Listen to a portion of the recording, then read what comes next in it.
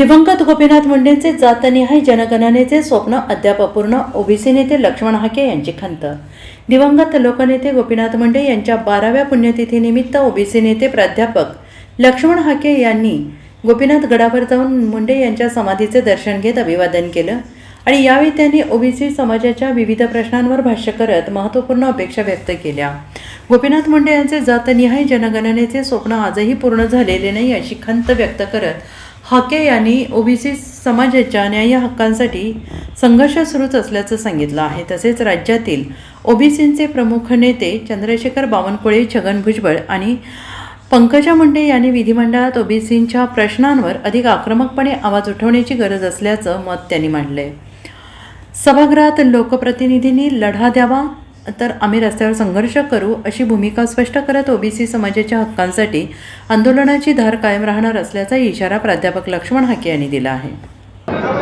लोकनेते गोपीनाथराव मुंडे साहेबांच्या आजच्या महाराष्ट्रात नसण्यानं खऱ्या अर्थानं महाराष्ट्रामधली जी आज सामाजिक दरी निर्माण झालेली आहे, ही दरी आणि तिच्यावरती जालिम औषध जर कुणाकडं होतं ते स्वर्गीय लोकनेते गोपीनाथ मुंडे साहेबांकडं होतं.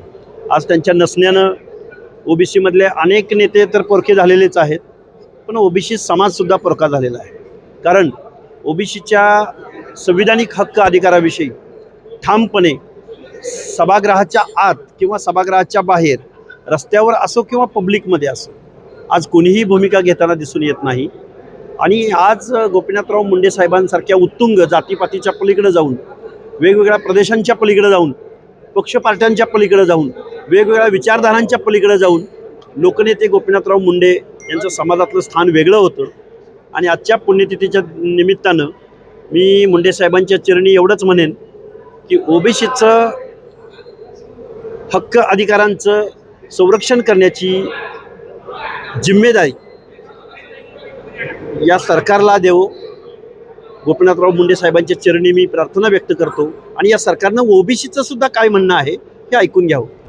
मुंडे साहेब हे भाजपचे शीर्षस्थ नेते होते देशातले, तरीसुद्धा ते 2010मध्ये त्यांनी संसदेमध्ये जातनिहाय जनगणनेसंदर्भात जे भाषण केलेलं आहे, किंवा 100 खासदारांचा गट ओबीसींच्या हक्क अधिकारावर आणि जातनिहाय जनगणनेसंदर्भात संसदेमध्ये 100 खासदारांचा पाठिंबा मिळवणारे स्वर्गीय गोपीनाथराव मुंडे होते.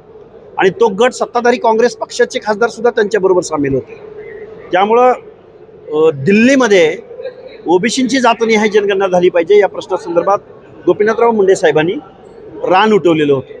पण आज रोजी महाराष्ट्राचं दुर्दैव असं आहे की महाराष्ट्रामध्ये ओबीसीचे प्रश्न डावलले जात असताना, ओबीसींना बेदखल केले जात असताना आज गोपीनाथराव मुंडे साहेबांच्या तडफेनं आज या महाराष्ट्रामध्ये कोणी बोलताना दिसून येत नाही. हे दुर्दैव आहे.